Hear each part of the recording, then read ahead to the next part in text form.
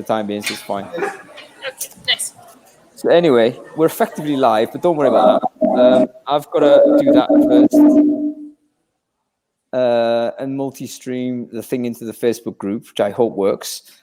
And then hopefully we'll be able to do it. Yeah, that's cool. How does the sound like over there for you, Ash? Is that all right? Yeah, it seems good. Hey, people there. Yeah, okay. So I think we're live already. We might as well kick off. Actually, no, we've got a couple of minutes. We've got about a minute or so left. So we might as well wait until then. But given this is how sophisticated Brainfood Live is, we actually go live before we're meant to.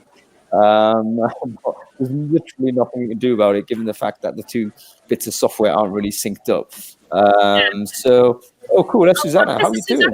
Yeah, nice. Susanna Fraser, the world famous Susanna Fraser, who shares the most incredible tweets. Actually, she's a great tweeter in our industry. Go share your Twitter handle for us, Susanna. You might as well do that. So, okay, we might as well kick off. So, welcome everyone to Brainfood Live on Air. This is episode 31, actually. It's not even 30. But anyway, we're live from Yerevan in Armenia, a place I've been wanting to visit for a very long time. I finally made it, thanks to my friends here in the recruitment community and fellow Brainfooders. So I'm delighted to be here.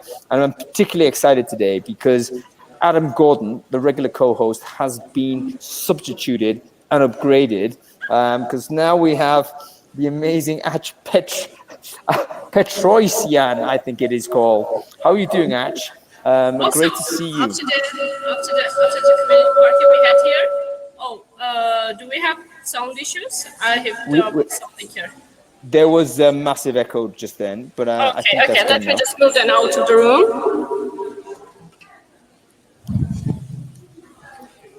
Give me a second. So this is how the crowd looks here, guys. You can see them here. Oh yeah, we're missing out on the drinks. Say hi. Yeah, you know what? We had an amazing people showed up. I can't believe it.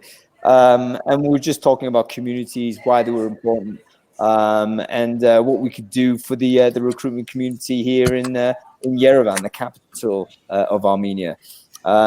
Anyway, that sounds a bit better. I think that just the reverb was horrible there, wasn't it? I just changed the place.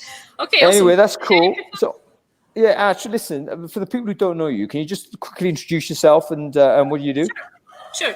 I'm tech recruiter, have been in the market for 6 years already. Sounds old, but yeah, it's what it is. And I'm from Armenia, Yerevan, have been doing tech recruitment here. I'm part of Meetall right now, and we are expanding and recruiting globally. That's it. I'm fond of sourcing. Actually, Susanna had the first hackathon that I was participating in about Harry Potter, I guess it was. And yeah, nice to meet her here as well. Yeah, and Susanna's done some great stuff, actually. We need to get you on the show, Susanna. And thank you for being co-host. You've been amazing. By the way, Ash has basically been my tour guide and babysitter since I've been here. So without this lady, I'd be in a ditch somewhere. I wouldn't be making it. So thank you very much for doing this and also being sort of the co-host here. So as usual, Ash, what we do is that we kind of review last week's Brainfood, the stuff that we sent out on the newsletter, and we see what's interesting, So anything in particular that caught your eye last week? Actually, you had an item about the podcast with one of my favorite authors. It's Dan Pink, of course. Unfortunately, yes. I've been reading only the drive, but planning to do the rest as well. And it was the first thing I did to listen to the podcast. And there was an idea I wanted to discuss there. He was revisiting the three main pillars of the motivation second version, and he did mention this idea that you can get the idea from the book that money doesn't matter, but he reassures us that money does matter, and this is what I wanted to emphasize, because in sense of you should care about autonomy, about mastery, about how people have purpose of what they are doing, but still you have some hygiene motivators that should be there. and this was very refreshing for me to hear again. I mean, this is all we've heard a lot about the the good work and how important it is to have all of these features around you that control your life and so on. But actually, we shouldn't forget there's material requirements before all of that. There needs to be enough compensation for the work you do in order for all of the other good stuff to occur. So we can often forget that because working in the sort of white collar world, I guess, and recruiting now reasonably well paid, very well paid in some circumstances, we can often forget that that's not the reality for a lot of people. Chad and Cheese, amazingly got Dan Pink on their show. And awesome. This is due respect to Chad and Joel because I love those guys, but for that guy to come into a recruiting focused podcast is quite some feat. So brilliant work to get him on their show. Yeah, awesome. And that was really very connected with the other item that was on the Brainfood about the Microsoft leak of salaries. Oh, wow, yeah. Mm-hmm. Yeah, it was pretty interesting read to have. Actually levels.fye, let me share it here. Levels.fye have been an awesome resource for me recently. Yes, and for people who are not aware what Ash is talking about, this is essentially so Microsoft employees got together and created basically an anonymous spreadsheet which shared salary and compensation data so that everyone who had access to it could better negotiate with the management about what they were doing. And that leaked outside and all kinds of people picked up on it. But I thought it was really interesting in the sense that it's an example of employee activism, which we've often forgotten about, when we think about employees collaborating and kind of getting together to organize for their own benefit, we often think trade unions, working class people in coal mines or whatever, they're doing strikes and so on. But what's been increasingly apparent over the past couple of years, especially in tech, we're seeing tech workers be super activated and starting to affect how people starting to affect the strategy of some of these big tech organizations. So I think it's something we definitely got to keep an eye on, and definitely this example of crowdsourcing equity and salary data, probably against everyone's individual contracts, I would imagine. But it was a great example of that employee activism at play. Yeah, and that's really important because transparency will benefit all the parties. Actually, this is what I believe in. Sorry, on that link you shared, Ash, the levels is basically a salary comparer, isn't it? It's something we really lack. I mean, when you're working in a company and you have been reaching, say, level 3, you never know what that's level in another company because you don't have the mapping part. And levels of FYE is something that addresses this exact issue. So it crowdsources again the salaries, and then you have the mapping of the roles and levels, and you can see if I'm here, and then if I compare to the other company, then so it's a massive echo again. I guess I can move further. So Sorry to move you around. By the way, we're in a wonderful building, a wonderful office of PicsArts. They've got a massive building here in I think North Yerevan, and we're kind of hogging some of their space for the meetup, and also the. I kind of like the fact you're walking around. Actually, if you don't mind, maybe we just keep you moving, and we do it this way. I need to concentrate on what I'm talking. Okay, then. No, that's great. Okay, so what else was interesting for you before we start bringing some of our wonderful guests on? Well, anatomy of AI system was pretty much massive. I mean, it had very, very important ideas there. I was struggling to the end, to be honest. It was really massive read. And what caught my eye was that again, this is not the first time doing that, but they address that you as a user are not just a user. You are a multifunctional unpaid worker, for example. On the other side, you are the content creator. You are the product they are selling you and stuff like that. And this was really interesting to see the scale for on the left part of it, and see how many people are involved in creating just one simple AI that listens to you and does what you order them. But to be honest, the tone was a little too, apocalyptic. I mean, when I've been reading, I got the feeling that AI is very bad. But what I think here is you should be very cautious with dealing with AI and having all the data stored, and all the struggle, all the fight by EA, for example, and other institutions is for having the freedom and having the data protected. And when you have data protected enough, then AI is an awesome thing. You should be, the tone involved in discussing AI should be just positive.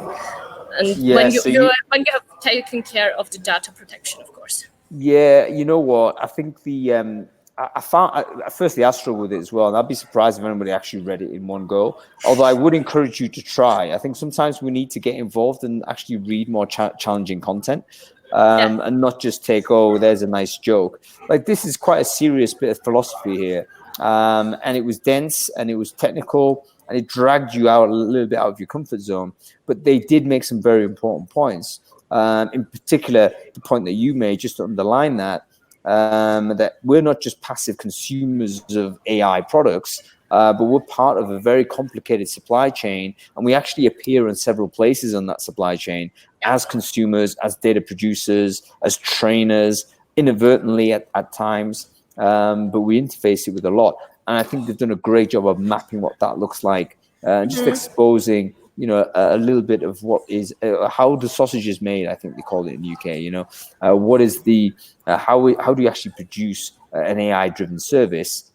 This is the way. And it's all really beautiful. I mean, it was a little scaring, but the aesthetics was really beautiful. I enjoyed it. Yeah. They had this kind of blueprint style diagram, and that caught my eye, I gotta say. I mean, it's actually also a good example of marketing, isn't it? You got some really dense content, but you've got to encourage people to get through it, and so you give them a great visual to encourage them to say, hey, listen, it's not just about pounding through text. You've also got a visual guide and visual assistance. I think a lot of academic texts could learn a little bit from how they do that, actually. So that's really good.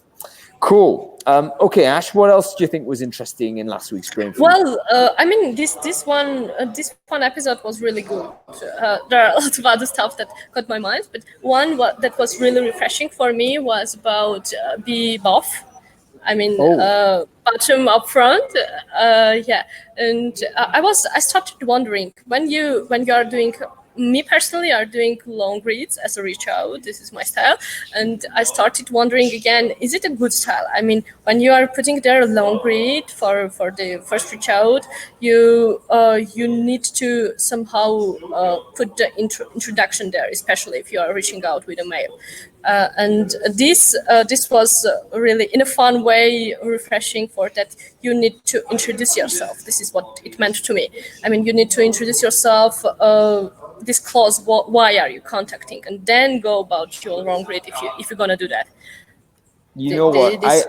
Everyone loved that post. It was called Bluff, bottom line up front. I think the concept is similar. It's it was used initially as a productivity thing. How do you get a more productivity internally? Because a lot of email writing is all over the place. It's unstructured. You don't have an idea. The main point is buried in a subtext somewhere. This is a military kind of process which says your bottom line has got to be up front. So in other words, the first thing you write has got to be what you want this email to do.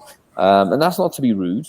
It's literally me sending an email saying, Ach, I need you to be on this show in 5 minutes time, full stop. and then you can contextualize it afterwards. So sort of changing the way in which the written word usually is, because usually we go context first and then make the point. But what they're saying is you should make the point and then go with the context. And I think if we adopted that for recruiting, it would be much improved in terms of engagement, probably respect as well, because people don't have to navigate through a storyline. They can actually see the damn bullet point. Cool. Listen, Ach, great that you've gone through the brain food there. We could dive a little bit more. But before we get the amazing guests on the show, I just want to touch a little bit on what the recruiting scene is like in Yerevan, because you're a local recruiter here. You've been working in this country. You are from the area. You live in the city. And I was actually personally very surprised to see like a thriving recruitment community out here. There's lots of people who have subscribed to Brainfood from Yerevan. It seems that you're doing a lot of international stuff as well. Tell me a little bit about the history of this place, like from a recruitment point of view. Like, when did recruitment actually start happening here in this country? Well, I guess it has started pretty. I mean, it's been years, because we had been having a lot of awesome on-site HRs from telecom industry, from hospitality industry and stuff. But my industry especially is tech recruitment, and tech recruitment is pretty much new to this country, to Armenia. And this is I'd have courage to say it pretty much broke down like 4 years ago, maybe, when the tech industry was also starting booming here, and it got really challenging. I mean, you have so that you have some notion, the market is really, really small. We have 30,000 tech workers in all the companies around, and again, I will have courage saying that you won't meet any company saying that they have enough engineers that they need. So demand is really, really high, and competitiveness is hitting the sky. But what actually I wanted to emphasize is how agency recruitment was developing here.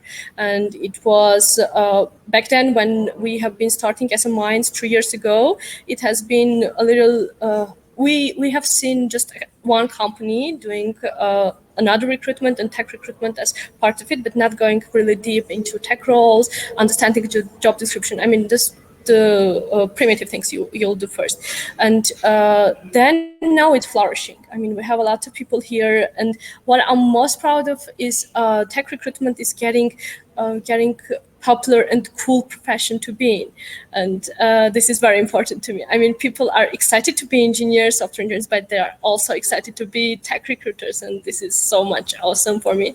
I mean, that's really important, because when you love what you do, as old as it gets, when you love what you do it awesome. No, I absolutely agree. I mean, at the end of the day, I think recruitment can sometimes suffer from a little bit of insecurity as an industry. But it's great that there's the demand and people are wanting to join it.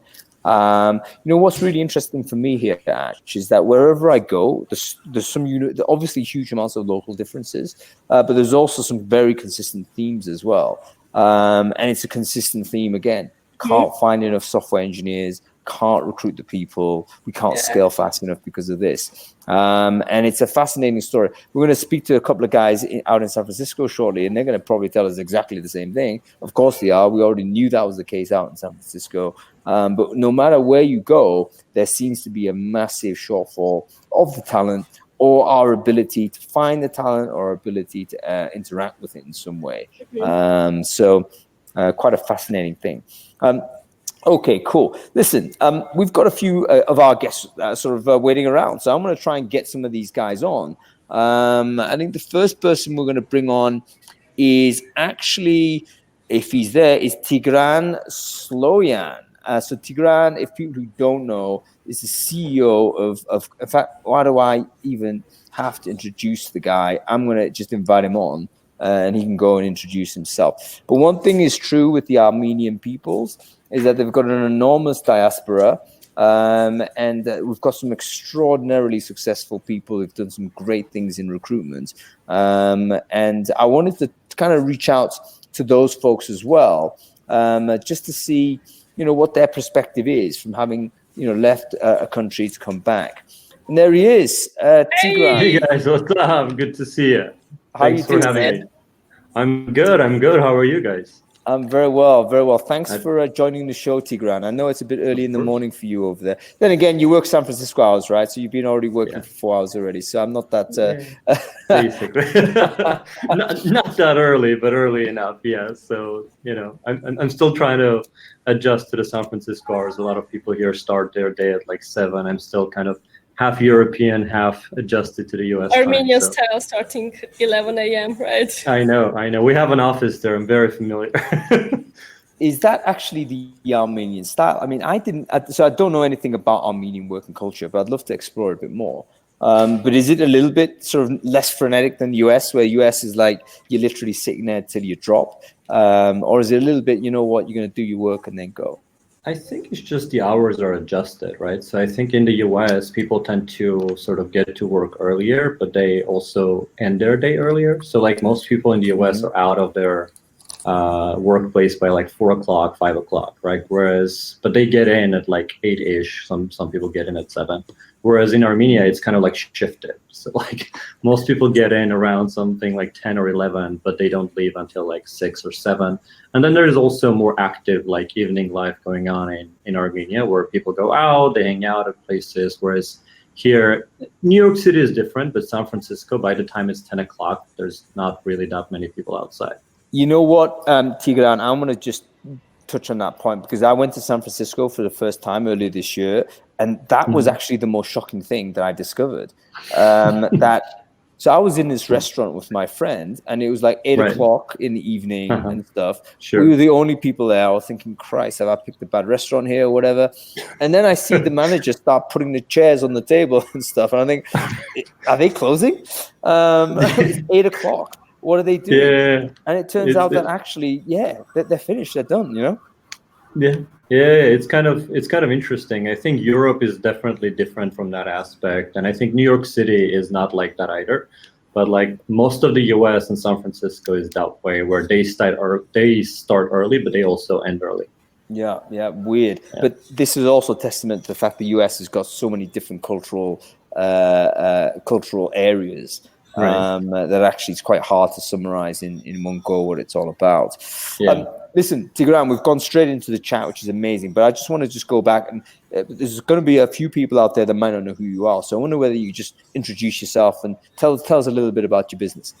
Of course, yeah. So I'm the founder, CEO of CodeSignal, which is a assessment platform, right? So we help companies do technical recruiting, technical assessments, and automating the process of evaluating talent in order to be able to go beyond resumes, find those hidden gems that might not be apparent just by looking at the resume. I also run a nonprofit movement called GoBeyondResumes.org, which obviously is related to the company, but the idea behind the GoBeyondResumes.org movement is that it's not just about technical recruiting, right? Like the need to go beyond resumes is much wider. And I started the movement with the understanding that like we need to talk about it more. Just sort of offering a solution and saying like, hey, you know, everybody's all of a sudden going to start going beyond resumes is not going to work. You actually need to start a movement. You need to start getting people to understand why this is important. And the movement itself has been a huge success so far. We launched it only a few months ago, and it's been going great. Have you met someone that said, no, we should stick to resumes? A single person? That's a great question. Not in that language, but I've met people who kind of have arguments against that, right? I think the most common argument that I've heard in a not direct way, like nobody goes out and says like, no, we should stick to resumes. Like kind of everybody's more or less aligned.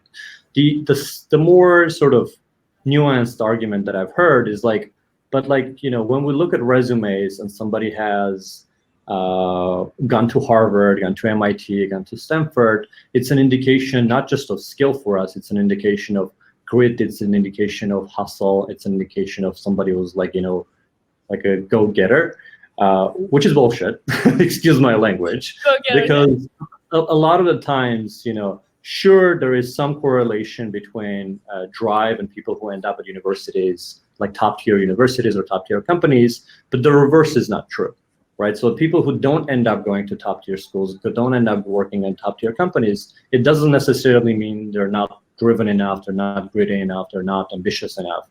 A lot of the times it's just life circumstances, right? Like you weren't in the right place, not in the right time, you didn't get the right advice, you didn't get lucky enough, right? So you cannot hold it against people and say, unless you have pedigree, you're not driven enough.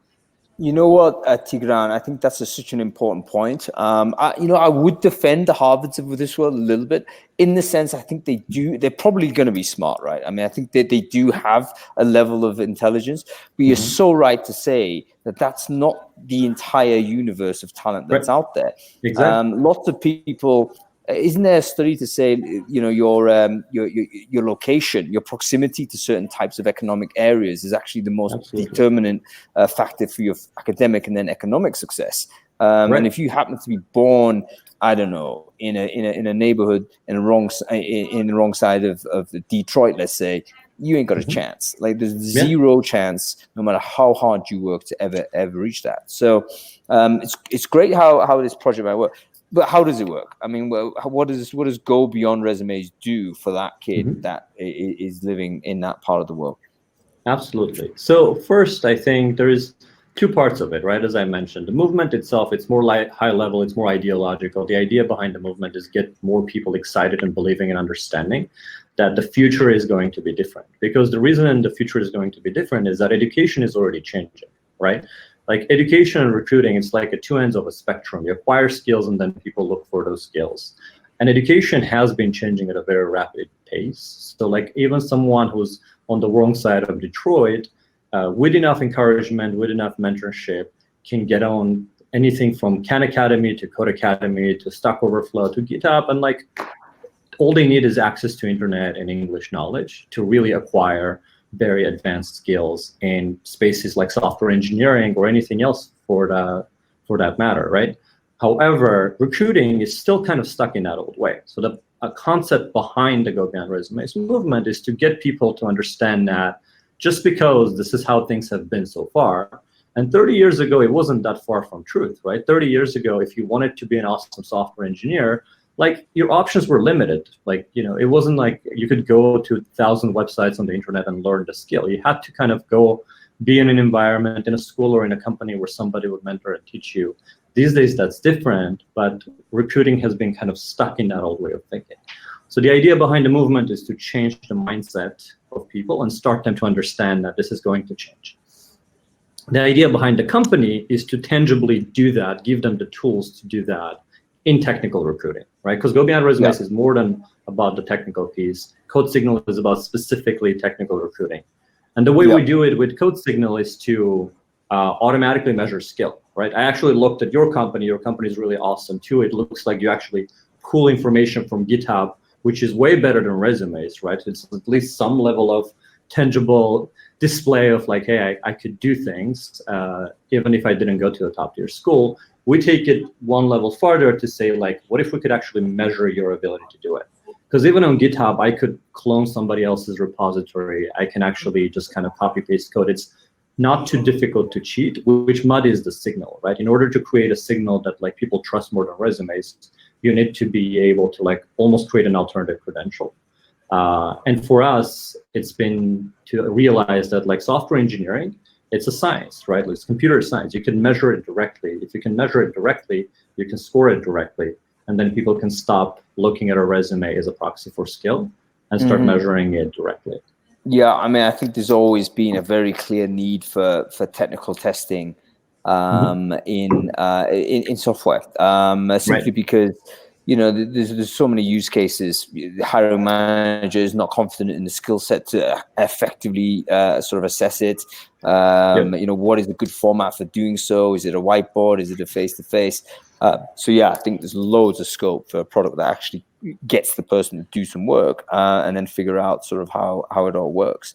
Tell me about your journey from Armenia to San Francisco, Tigran. I don't know your biography. Were you born in the US, or what's the history for you there? Yeah, I was very much born in Yerevan, born and raised. I moved to the US for college, actually. So I grew up in Armenia, and I was something like 18 or 19 when I moved to the US, and my entire family is still there. So my history starts there. My history starts in the post-Soviet Union Armenia, where there was no electricity, there was no light, and we did homework in the candlelight. We, is that right, man? Yeah. Homework in candlelight. We chopped wood from nearby parks to get some warm stuff in the house. That's kind of how it started. So I actually, so forgive me for my ignorance here, but basically, post collapse of Soviet Union, there was an energy crisis in Armenia as a result of the collapse. Yeah, so it was brief history there. So basically, what happened is Soviet Union collapsed, and right there and then, you've got countries who find themselves without any sort of infrastructure, without the ability to run a country, because nobody has ever done that for like 90 years. And then all of a sudden, these countries have to run a country. These leaders have to run a country. And then on top of that, right there and then, Armenia got into a very severe war with the neighboring country. So it was like a country who doesn't know how to run itself, plus it's in the middle of a war and an energy blockade, which meant that like there was an hour of electricity every day. So fun times, right? So basically the way that evolved and the way that shaped me is that I kind of realized the lucky break that I had, right? Somewhere in there, my father had know-how to say like, hey, you should really focus on like learning math, focus on one subject, because there's no way you're going to be good at everything. But if you at least focus on something and you be really good at it, you have the chance to stand out and break through this mold and get somewhere. That plan worked. So I did a lot of math as a kid, got pretty far in that through Olympiads and all of that, and then eventually got accepted to MIT and moved straight from Armenia to MIT with a full scholarship. And the reason that I'm saying that shaped kind of how I see the world is that I've seen both sides of it, right? Like I've seen people in Armenia who were just as smart as I was. Maybe they didn't make the right call in terms of like focus on one thing, get really good so you can be noticed in the world. Maybe they didn't apply. Like my co-founder, who did the same thing I did, focused on programming actually. He was one of the top programmers in the country in Armenia, but he never got to apply to places like MIT. Because the way I heard about MIT, one of my friends from those Olympiads told me like, hey, you should just go to MIT.edu. I'm going there for school next year. And I was like, what the hell is that? He was like, just go check it out. Like, you should go apply. So sort of very random, right? Like a super random incident that kind of got me lucky, got me here. Whereas my co-founder, he actually never applied and he stayed in Armenia in the college years. And when we graduated, I was chased by every recruiter in the country, right? I only learned programming in college. I wasn't like the best programmer there. I was a math kid who kind of picked up programming in the middle. And then my co-founder, who was like one of the best programmers as kids when we were growing up, he was in Armenia. He kind of basically ended up doing freelancing on Upwork after college. Whereas I had offers from Oracle, from Google, from some of the top tier companies in the US. And that kind of realization. And I also went to school with people who, similar to me, right, picked up coding in college. They were not very good, but like we would have companies show up, give us offers just because of pedigree. So that realization how backwards this world is, where there's so many people, so much talent, so much opportunity, but the way we find that talent is completely backwards. That's an amazing story, Tigran. Thank you for sharing that. I did not know the privation that was there at the time. Even though any kind of chaotic breakdown typically is going to generate this type of output. So I'm very pleased to see you guys have pulled through that. But you are so right, like the distribution of opportunity is simply not fair and not even rational sometimes. Right? There's oftentimes no rhyme or reason why this has happened. It's a random chance scenario that this person fails, this person doesn't. So I'm really glad to hear you kind of articulate some of your thoughts on there. And I guess this now maps on very clearly to the company you now run. It's kind of where you can, resume is a record of pedigree. Let's face facts. It's a social signaling document. I went to this school means I speak in this way, which means I've got these types of friends. Okay, you got the job. Whereas, going beyond it or even ignoring it and start looking at how someone performs is the way forward. A couple more questions for you, Tigran, before I let you go, because I know you've got a busy day ahead of you. What do you think of the general movement against resumes? Because we've seen big companies start saying, okay, we're ignoring it now. Typically, the Deloittes of this world, the consultancies are saying, nah, we've got other ways. Probably they're deploying some sort of assessment tooling as well. What do you think of that movement, and how confident do you think they should be on their new assessment criteria? I think there is a lot of movement, but a lot of it is actually coming from more sort of smaller and innovative companies. I think the level that I've seen a lot of success with is with unicorn companies, kind of like those new hot tier companies that are actually finding it really hard to compete with the Googles and Facebooks of the world. But at the same time, they need to hire talent. It's getting incredibly competitive, and they need to find other ways around it. So they've been very open. They've been actually going beyond resumes with assessments at the top of the funnel, because the key with assessments is that it has to go at the top of the funnel, because it enables you to evaluate everybody instead of just kind of like do a resume review and then give them an assessment. That's fine too. That saves some engineering time, but that misses the whole point. An assessment has to go at the top of the funnel, not after a resume review. Now, a lot of companies do this for PR, which is very unfortunate. Like I've seen companies, large companies, who say like, we no longer require degrees, which is fine, but all that means is we'll remove the line on the job description that says a degree is required to apply for this. And that's it. That's kind of where it stopped, right? Like we removed that line, so now everybody can apply, but they will just be ignored the same way they've been before, which is really unfortunate, because most of the time these days, almost all applicants actually tend to get ignored. Either because the company is using some sort of a weird applicant tracking system that the recruiters don't even want to open up and touch. I've seen that many times when they're like, yeah, we use this like Workday or something, and then like nobody wants to look at it. There's just the black hole of where the applicants go. And then another one is just there are too many, we're just too lazy to review them. So like applicants, even sometimes with pedigree applicants, end up just being stuck in this black hole. Another example of random chance, right? Inefficient systems, random chance. Cool. I want to ask you one more question, Tigran. LinkedIn skills assessment. Mm-hmm. I saw that today and I thought, okay, that's big news. That has to go into Brainfood this week. So they are, for people who don't know, they basically rolled out a tool which basically allows people to take, I think, on sort of tests right there and then that are then scored and then displayed on their profile. So suddenly you've got skills badges going on. How do you see this affecting the assessment landscape? Yeah, I'm super happy they're doing it, because it validates for what I've been saying for a very long time, that without assessments, recruiting is not going to survive too long. However, I think LinkedIn has gone about it the wrong way again, which is it's going to go the same way endorsements have gone, right? Like, why was endorsements a complete failure? Because my grandma is endorsing me for my C++ skills, and she has no idea what my C++ skills are. With the new assessments that LinkedIn has launched, it's all multiple choice questions, and there is no validation. Are you the one doing it? Are you not the one doing it? Are you Googling the answers while you're doing them? And just by answering multiple choice questions and guessing half of them, or like deducing the other half, are you actually qualified or not? Like, the whole point of bringing an assessment on top of recruiting is that it has to be trustworthy. The only way it's going to start replacing pedigree is if you can trust it. Because people trust pedigree because they've seen some correlation to, like, if you worked at a good company, sometimes that means that, like, you know, they validated your skill already, most likely you're going to do well in our interview.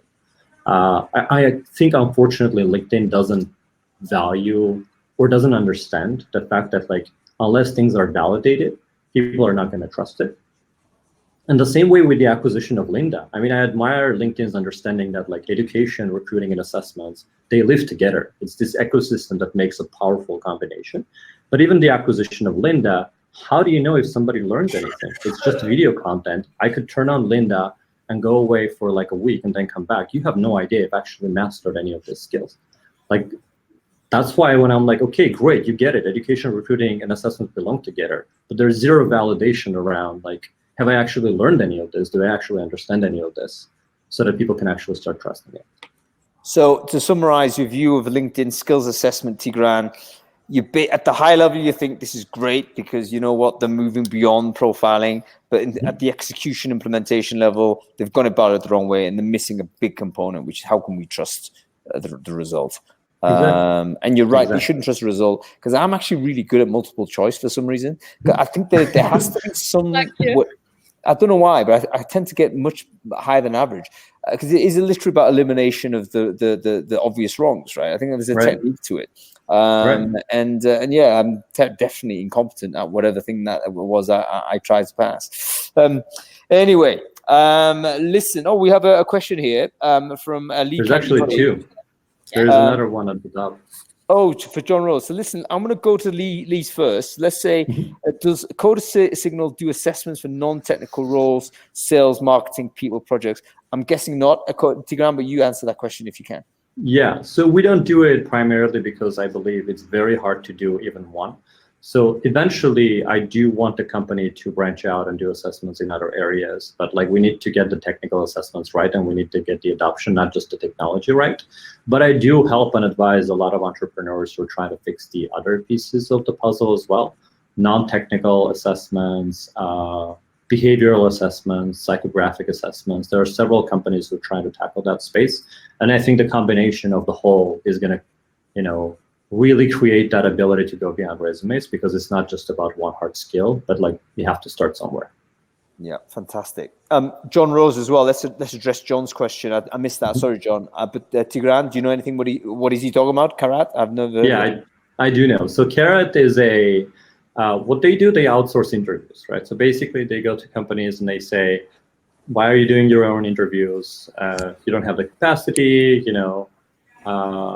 Your interviewers might not be as good as our interviewers are, so let's just kind of outsource your technical interviews for you." I think it's a good idea. It's a good idea because, like, again, it's true that most internal interviewers are not trained at doing like really good interviews. And I actually know the founder CEO is a great person. What I think the problem is scalability. Like, how far can you scale manual interviews, right? There's only so many people you can interview. And there is more and more talent rushing into this space. Just in technical space, there's like 70,000 CS degrees that have been granted from US-based universities last year, and another 30,000 career switchers. So 100,000 new people that just rushed into this space. And that number has been doubling almost every year. So give it another few years, you're gonna have millions of people who are claiming to be software engineers and software developers. Manual assessment of them all is just not gonna work. You know what, Tigran, I'm tempted to dive into a totally assessment-focused show here. Maybe we should do that and get you on, because there's so many ways in which you could try and think about solving this, including, is there a way in which we could potentially assess once, and then that person is carried for potential, and we can carry that all the way through, all kinds of ethical problems and all that type of stuff associated with that. But it would kind of solve the logistical problem a little bit. That's actually our core product. It's really funny. They say great minds think alike, right? But you're literally talking about our core product, which is standardized assessments that become like a credential, right? Like a certification that you carry forward that becomes your new resume. Like a set of standardized assessments that you took. I mean, most people in Armenia know TOEFL, right? Like TOEFL is the English language exam. When you apply to 20 colleges, you take one TOEFL, assuming you can clear some sort of a bar, then your English language proficiency is considered clear.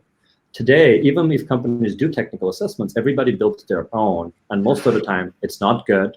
It has a lot of bias baked into it, and so many other issues, right? So like we've taken a different approach and said, what if we standardize? What if we build standardized, well-researched, well-thought-out assessments that produce industry standard scores that companies can look at and say, oh, wow, you scored 800 on a CodeSignal general coding assessment. We want you to come interview here right now. Yeah, that's fantastic. Tigran, listen, I think definitely we need to talk again in future about all of these types of things. It's been a real pleasure having you on the show. Thank you for having me. Thank you for your time. I'm going to let you go and get on with the rest of your day. Hope you have a good weekend as well. I know it's just a Friday morning for you. And we're going to try and get on to the next guest if we can. So thanks a lot, Tigran. Thank you. Enjoy, guys. Bye. Thanks, Ash. What a great guy he was, hey? I've never met him. He seems like a really solid fellow, and really sad to hear his initial They're journey. actually doing their own podcast, which is really, short videos, and he's sharing a lot of awesome content in LinkedIn. Yeah, I have been following him for a while. He is awesome. Really, wow! You should find the link to the podcast and share it in the chat stream, Ach. Sure. That definitely would be something worth doing. Anyway, we're going to move on to our next guest. He's been waiting very patiently. He's also in San Francisco, also an Armenian alumni, if you like, and in fact, the chap who I met in Vienna a couple of years ago. Does he want to tell you about Armenia for first time? It was Meruzhan, yeah. And he sold me on the country and the city when we were in Vienna. So here I am, and thanks to him. Anyway, I've just invited him onto the show, so hopefully he'll see an email or something and be able to click on that and join. But he's another kind of oh, here he is. There he is. How you doing, man? Good. How are you? I'm very well, thank you. Very well. Thank you, firstly, for connecting with me in Vienna. I don't know whether you remember, Meruzhan, but we had lots of good conversations. We're talking about cities and stuff, about why I should visit Yerevan, and I'm here, man. Yeah, glad you're here, but I'm not there, unfortunately, to show the city. Next time, bro. Next time. Yeah. Anyway, for the people who don't know you, Meruzhan, can you just introduce yourself and what you do? Sure, yeah. I'm the founder and CEO of Teamable. Teamable is a warm introduction referral platform that helps companies to leverage their employees, sometimes even advisors and investors' social networks, and match it to company open position. So thanks to some matchmaking, AI, ML, we just match employees' friends to company positions, and we make the referrals smoother and easier. Yeah, fantastic. So, and it's been, you guys have done great so far. A new country. I think when we met, you weren't in San Francisco, but you went out there. You raised some money. How big is the team now that you have out there? We're almost 15 people here, I believe, and around 25 in Armenia. So the team got big, like around 50 people overall. Yeah, it's been a long journey, and similar to I was listening to Tigran's story. It was kind of similar, like starting from Armenia, then like going through all the dark ages of Armenia, then thriving and building somewhere, sitting in a place where there is no, like there's a small market or there is no almost market, and then getting to the US with a product that now is being used by fastest growing companies in the world. I guess, yeah, it's been an interesting journey. You know what, man? This is almost like a classic immigrant story, in the sense that, wow, you suffer so much in home country, and obviously massive constraint and opportunity. When the country cannot kind of supply electricity to the people, of course, economic opportunities are going to completely disappear. Did you realize at some point that you needed to leave, or was it the case that, similar to Tigran, it was an opportunity more than anything else? Yeah, I mean, honestly, I don't even consider that I left now, because like the biggest part of the team is in Armenia, and I'm in the US only because of Teamable. So that's the only thing that keeps me here. And I've never looked for an opportunity to leave the country, because, I mean, yeah, it's just hard to be there and do a business, especially in B2B business. But at the same time, like every day, I'm just looking for opportunities to go back to Armenia. You miss it's it, right? Still home for me. Yeah, of course. What is the, a quick question for you. In terms of, we met an amazing business today, which apparently very famous in Armenia, which is, was it Tumo, the Tumo organization? Tumo. There's a lot of, so I went on a tour in this place, and it was essentially a skills learning for people, young kids at the age of 12 to 18, I think. And the entire hall was just full of these super engaged kids looking at creating things online, doing some programming, robotics, all kinds of incredible stuff. And the facilities just look like something out of James Bond, like really high spec.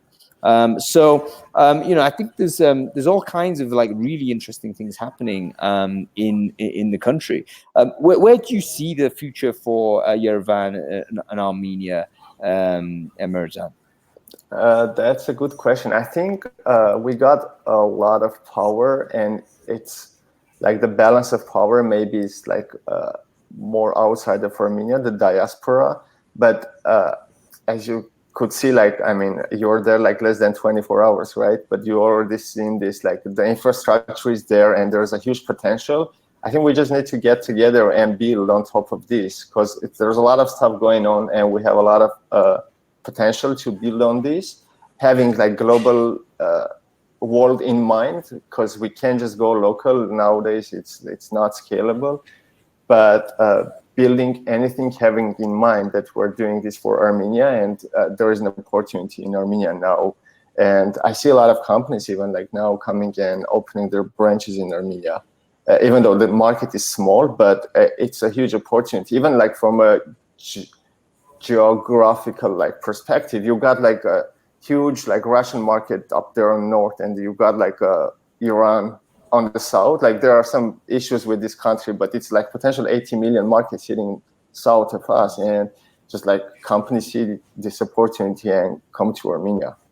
Yeah, it's kind of something that a lot of Western companies probably don't even think about, but the market size is huge in these places. Yeah.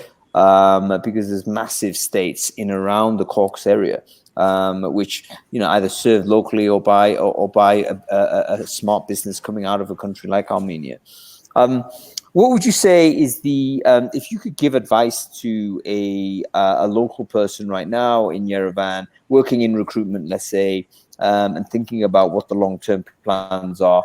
What kind of words of wisdom would you share with that person, given your journey and your experience today? There's one thing like I always keep repeating.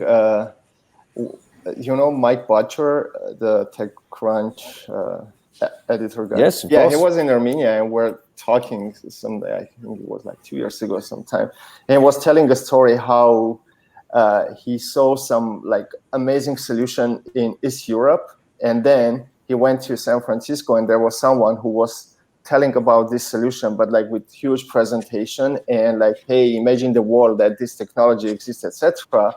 And then he asked the question to this person, like, hey, do you have this? He's like, no, I'm just starting, like we're working on technology. And like he was telling that from a buyer perspective, as an investor, he would invest his money in the San Francisco version of it, who's still building, because this person was able to sell the idea, even though it's still idea, right? And like in Eastern Europe, we do a lot of stuff, but we can't sell we can't kind of package it and sell it. So I think one advice that I would give, it's not only in recruiting, everywhere. We do a lot, but we gotta learn how to package it and sell it, so it's like others can see. Because the expectation with our culture is like, with you, everyone will see and appreciate, but that's not the case. Like when you do, like you gotta sell what you do better. That's a really good point. I don't know whether you agree with that, Ash, at all, but it's maybe a cultural thing, I guess. But there's no meritocracy in this investment world, right? It's like it's not about the best product. What did Reid Hoffman say? Distribution beats product every time. And your man who's with the great presentation in San Francisco, that's a form of distribution in the sense he could get up there in front of a stage and communicate to a lot of people who potentially had the funds to support him. Whereas the poor guy, in Armenia, his audience is too small. He needed to find a way to get it out there. Really interesting. Part of the reason why we're doing the Brainfood live stream, by the way, is exactly for this purpose, actually. In order to just spread, or at least give the opportunity to be a little bit bigger. I totally see what you're saying. Companies, young people need to think a little bit more, sadly, perhaps, about distribution and not only about the product side. Yeah, branding. branding and how to sell your company, your idea, your open position, how to approach your people. So it's like they can hear you, or you can kind of knock their hearts and pass the message you want to pass. Yeah. What you, in a nutshell, say that one shouldn't be humble at all? Am I hearing that right, guys? I mean, in a nutshell, if you're humble and you aren't boasting too much about, I mean, what you have been doing, I do believe that meritocracy exists to some level, and at the end of the day, you're gonna be rewarded for the work you have been doing. You should have the skills for selling, but in a nutshell, you shouldn't be overselling. On the other hand, because what I've been seeing is people doing very little and overselling it a lot. And I mean, the other part, the coin has two parts here, two sides. And Meruzhan, we lost you.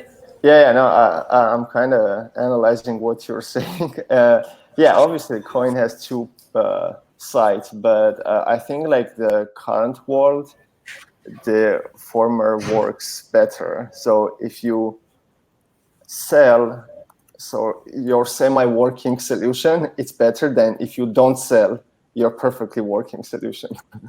Yeah, and I have to agree with Meruzhan there. I mean, Lee Candioti, unfortunately, has invoked Donald Trump and Boris Johnson, and he's right. You know, these are people that, you know, I would say definitely don't have production quality. You know, they're not implementers. They're not great doers. They are extraordinarily good marketers, though. I mean, if you look at Donald Trump in particular, arguably the only thing he does is market. You know, what is his business apart from, look, I'm going to sell you my brand and paint it gold and stick my name on it. But he's the president of the United States. Now, I see what you're saying, though, actually. These are not exemplars and moral kind of heroes we should follow. But at the same time, it's kind of like we have to be smart about how the world works a little bit. My own view of it is, okay, you shouldn't oversell, but you should try and be prominent. So it's slightly different from selling. It's kind of just be in people's mind's eye and be aware. People who make decisions, any of us make decisions, oftentimes it's top of mind is what we need. When we're buying something, you know, what are the brands that are possible? You know, we rarely go to a brand that's completely unknown to us and do the due diligence to do the research. It's like it's going to be one or two things. And I think most decisions are made that way. Small numbers at the top end, and you've just got to find a way, whether it's your person or your product, probably both is the ideal, is that way. Yeah, got you. Meruzhan, can I ask a question about referrals? I mean, it has been proven to be one of the best sources for hires, but statistics shows that anyway, sourced candidates are still doing better than referred ones. What's your opinion here? What is your reasoning? I don't know what statistic shows that sourced candidates do better. Sourced. But how they do better, because there are a lot of like there's a lot of science behind like how referrals perform better, their onboarding is faster, their retention is better. The only problem I keep hearing about referrals, the downside of referrals is it's like anti-DNI, like anti-diversity and inclusion, because the perception of this is like people refer like-minded or similar people. And we try to fix this within the product that we built with some diversity filters that can help companies to fulfill the top of the funnel with diverse candidates.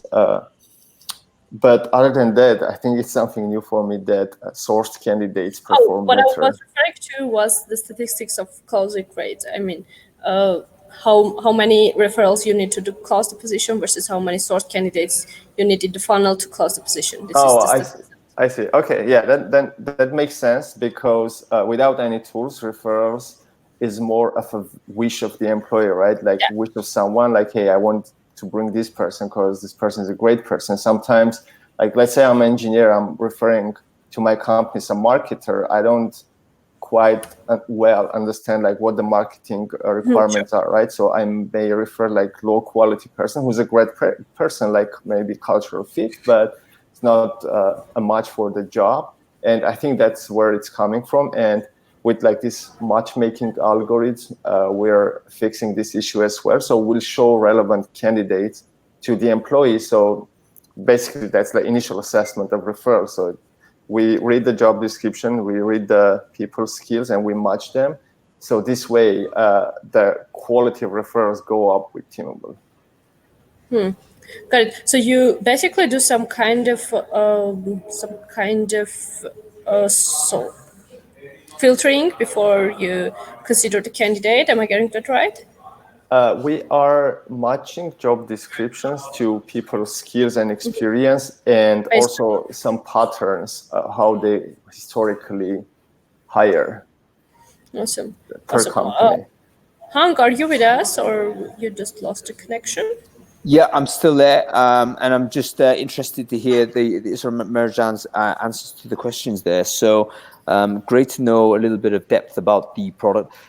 Definitely, referrals are the number one. There's a hierarchy of source of candidate, isn't there? The most one that companies want are the referred ones. Ones that companies want least are probably agency supplied. I think is probably the lowest. At least you have the motivation from the hiring managers to get there. Probably the challenge I see is how do you motivate the people who have the networks to contribute those networks to the task? And this is, I guess, where a lot of the UX magic has to come in. You've got to make it easy. You've got to make it secure. You've got to make people feel confident that the data is not going to be abused. How have you managed to do that in your product, Meruzhan? Sure. Yeah. I mean, there are real incentives for people to do that, right? Like there's like belief in the company mission and vision, and willingness to help their company. There is referral bonus. We help companies to implement some micro reward techniques as part of their referral program. So that drives like through smaller incentives, we drive people to do right things for the company. But on top of that, you're right. It's a lot of trust in a product, so people feel comfortable sharing their networks. And so yeah, we pay attention. Like we invest a lot in the security, and we communicate this with people. We give full control to them so they can delete their networks at any time. And yeah, it's just a combination of incentives on their side to act and a secure environment that we build so they can act within this environment. Cool. Meruzhan, I've just got a text from Ach to say, you know what, we are actually running way over time. So I think we might be physically getting kicked out of this building. So we might need to cut the chat short here. But brilliant to have you on the show. Thank you so much for your time and sharing your insights with us. I'd love to find the time to connect. I mean, I'm going to be in San Francisco hopefully next year, February time, something like that. I'll let you know when I'm there. Yeah, sure. And if you're ever swinging by, probably I'm going to be in London most of the time. So if you're ever swinging by there, do let me know, man. Will do. Thank you. And I'm really glad you're in Yerevan. Yeah, I'm going to enjoy it, man. Give me one tip. One thing I should do while I'm here. I mean, people know there. I'm sure you will have a lot of fun there. Right. Okay. I wait with kind of trepidation, but I'll be looking forward to it. Great. Meruzhan, great chatting with you. Thank you. Cool. So Ash, listen, we do have to move on because time is short, but Narek is waiting for us and we need to get him on before the show finishes, right? Yeah, sure. So Narek is, I've been told this guy is the most famous Armenian in recruitment. Yeah, he's sourcing guy. He is the sourcing guy, and he's the person that basically is the name and face of amazing hiring now, isn't he? So he does a lot of training, a lot of coaching, a lot of BD and stuff like that. Obviously, we love our friends at Amazing Hiring, but yeah, it'd be great to see and get his perspective as to what the recruitment scene is looking like. No? He lost the connection, right? Was he on and off? Yeah. That's okay. So, I mean, in terms of the relationship between you guys, he used to work in Meetall, and he now left, and he's kind of maintaining an advisory role with the business. No. Actually, Narek just happens to be in Armenia, and he's kind of non-official advisor of Meetall. He helps us a lot when it comes to tackling